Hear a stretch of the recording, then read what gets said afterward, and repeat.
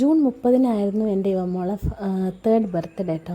അങ്ങനെ ഇത് അവൾക്ക് 3 വയസ്സ് തികഞ്ഞിട്ടുണ്ട്. അങ്ങനെ ഞങ്ങൾ രാവിലെ തന്നെ എണീറ്റ് എല്ലാവരും കുളിച്ച് റെഡിയായി നേരെ നമ്മുടെ വീട്ടിനടുത്തുള്ള ഒരു അമ്പലത്തിലും പോയി നേരെ ഷാരിയാവിലേക്ക് പോയിട്ടോ.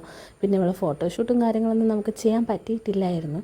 അപ്പം നമ്മൾ അവിടുന്ന് നേരെ തിക്കോടി ബീച്ചിലേക്കും കൂടെ പോയിട്ടോ. നമ്മുടെ കൂടെ ബീച്ചും കൂടെ ഉണ്ടായിരുന്നു.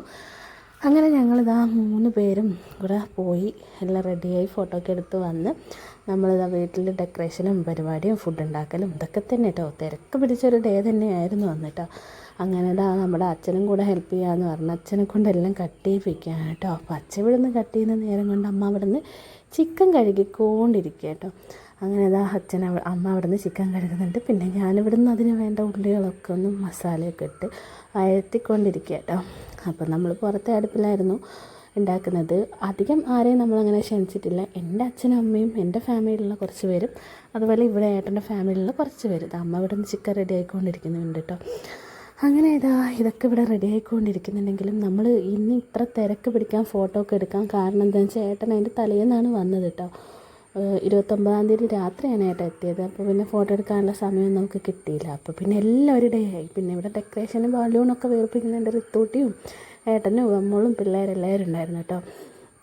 ഈ വീഡിയോയിലൊന്നും നമ്മുടെ വേദുവിനെ കാണൂല, കാരണം വേദുവിന് നല്ല പനിയാണ് കേട്ടോ. അപ്പോൾ അവനില്ല. പിന്നെ വൈകുന്നേരം ആയപ്പോൾ വല്യച്ഛനാണ് അവൾക്ക് ഫസ്റ്റ് ഒരു ഗിഫ്റ്റ് കൊണ്ടുകൊടുത്ത്. പിന്നെ അമ്മമ്മയും കൊടുത്തായിരുന്നു കേട്ടോ. പിന്നെ ഞാൻ കാണുന്ന സ്കൂട്ടിയാണ് ഇവമോൾ അച്ഛൻ്റെ വകയിൽ അവൾക്ക് മേടിച്ചു കൊടുത്തിട്ടുള്ളത്, ചുവപ്പ് സ്കൂട്ടി. പിന്നെ ഏട്ടനും എൻ്റെ വീട്ടിലെ ടീം വന്നിട്ടുണ്ട്. അവർ വരുമ്പം തന്നെ ഞാൻ വീഡിയോ എടുത്തുകൊണ്ടിരിക്കുമ്പോൾ അവർ പറയാണ് എടുക്കല്ലേ എന്ന്. പിന്നെ ചെറിയൊരു ഡെക്കറേഷനും കാര്യങ്ങൾ ദിനേശ് ഏട്ടൻ ഉണ്ടായിരുന്നു, വി ചേച്ചി ഉണ്ടായിരുന്നു കേട്ടോ.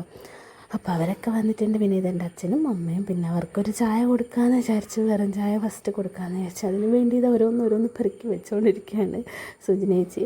അപ്പം നമ്മളൊരു ചെറിയ ചായയൊക്കെ എല്ലാവരും കൂടെ കുടിച്ച് അപ്പോൾ കുറച്ച് സമയം ഇരുന്ന് എല്ലാവരും വർത്താനമൊക്കെ പറഞ്ഞതാണ്. ഇവിടെ എല്ലാവരും ഇരിക്കുന്നുണ്ട് കേട്ടോ.